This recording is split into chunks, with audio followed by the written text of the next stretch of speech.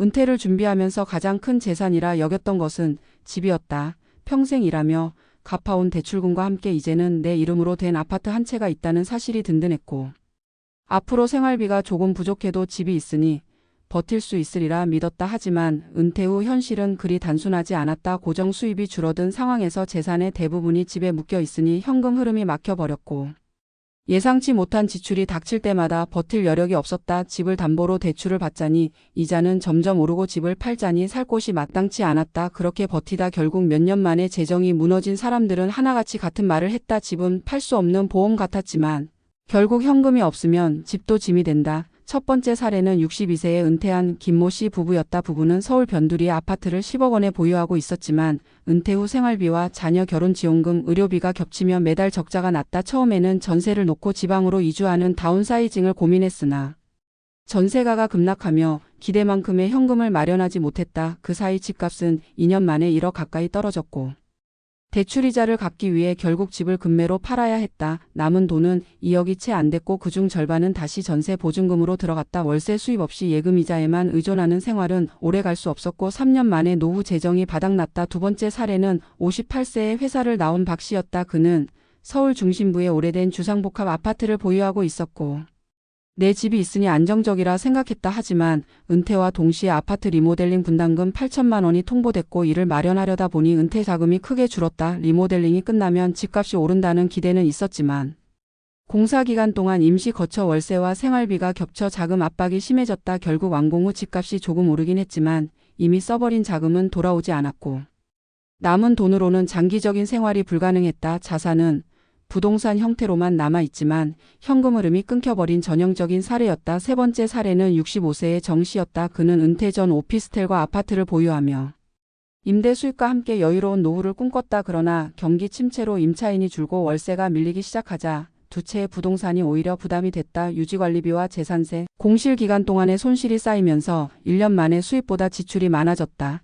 특히 의료비와 자녀 지원금은 계획보다 훨씬 컸다. 결국 정 씨는 오피스텔을 매각해 1억 2천만 원의 현금을 확보했고 이 돈을 활용해 월 100만 원 수준의 배당금이 나오는 안정적인 채권과 고배당 주식 포트폴리오를 만들었다. 이후 생활비의 절반은 투자 수익으로 충당하고 나머지는 연금으로 채웠으며 현금 유동성을 유지한 덕에 예상치 못한 지출에도 대응할 수 있었다.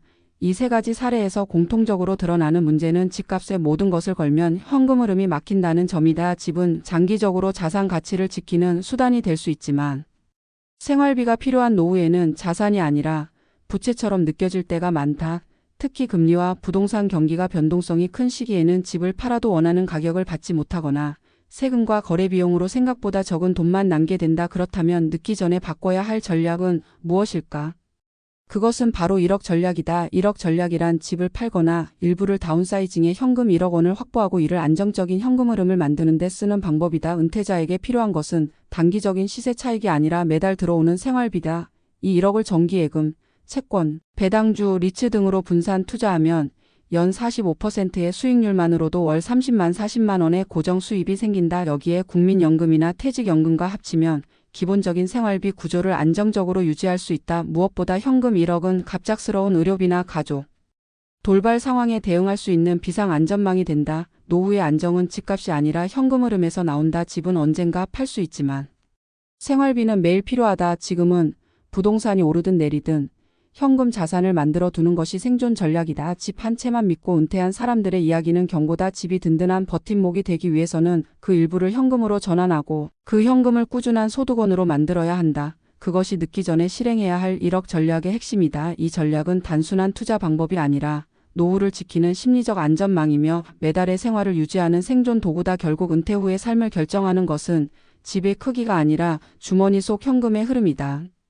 집을 중심으로 한 은퇴 전략이 무너지는 이유는 단순히 부동산 시장의 변동성 때문만이 아니다. 은퇴 후 삶은 소득 구조가 근본적으로 달라지는 시점이고 이때 필요한 것은 시세 차익이 아니라 매달 안정적으로 들어오는 현금 흐름이다. 직장에 다닐 때는 월급이라는 고정 수입이 있으니 집값의 등락은 장부상 숫자에 불과하다. 하지만 은퇴 후에는 생활비와 각종 지출이 전적으로 자산에서 나오게 되고 이때 집이 가진 특유의 비유동성은 치명적인 약점이 된다. 집을 매각하거나 대출을 받아 현금을 만들 수 있지만 이는 시간과 비용이 많이 들고 시장 상황에 따라 불리하게 작용할 수 있다. 특히 최근 몇 년간의 사례에서 보듯이 부동산 가격은 장기적으로 오른다는 전제를 깨트릴 만큼 단기간에 조정될 수 있고, 그 과정에서 매도 시점이 늦어지면 손실이 급격히 커진다. 전문가 입장에서 보면 노후 재정에서 가장 중요한 개념은 유동성 관리다. 유동성은 단순히 손에 쥐고 있는 현금뿐 아니라 필요할 때 즉시 현금화할 수 있는 자산까지 포함한다. 집은 가치가 크지만 현금화 속도가 느리고 거래 비용이 높으며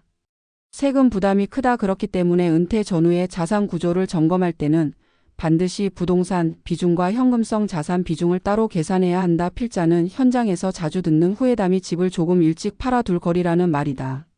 사람들은 집을 팔면 다시 오르지 않을까 하는 두려움 때문에 결정을 미루다가 시장이 꺾인 뒤에야 매도에 나선다. 그러나 노후 자금 관리의 목적은 시세 차익 극대화가 아니라 안정적인 현금 흐름과 생활의 지속 가능성이다. 바로 이 지점에서 1억 전략이 의미를 가진다. 1억이라는 금액은 심리적으로도 중요하다. 너무 큰 금액은 현실성이 떨어지고 너무 작은 금액은 생활비 보조 효과가 미미하다. 반면 1억은 집을 일부 다운사이징하거나 부동산 한 채를 매각해 충분히 확보할 수 있는 수준이면서도 월 30만 40만 원 정도의 고정 수입을 만들기에 적절하다.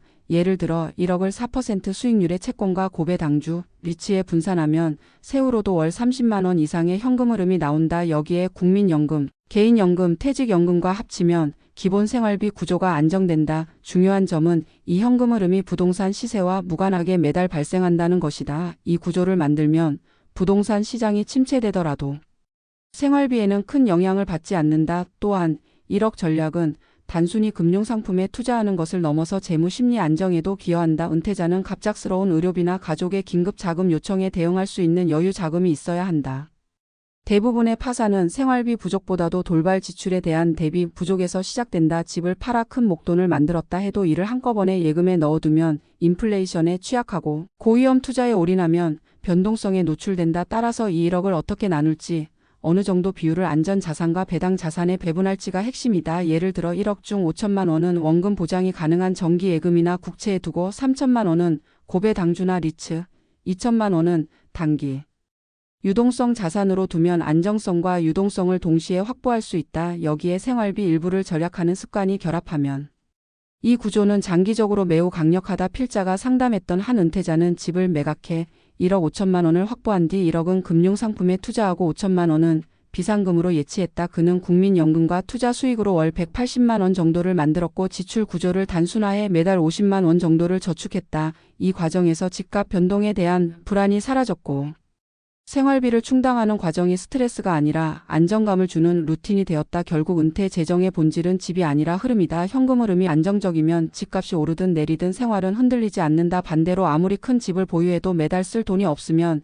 집은 심리적 위안 이상의 가치를 제공하지 못한다. 지금도 많은 은퇴 예정자들이 집을 팔아야 하나 말아야 하나를 고민한다. 그러나 시장 예측보다 중요한 것은 자신이 매달 얼마를 쓰는지, 그 돈이 어디서 나오는지를 명확히 아는 것이다. 1억 전략은 이 질문에 대한 하나의 답이다. 노후의 생존력은 자산 총액이 아니라 자산이 현금으로 바뀌는 속도에서 나온다. 현명한 은퇴자는 자산이 크지 않아도 흐름을 만든다. 지금이 바로 그 흐름을 설계해야 할 시점이다.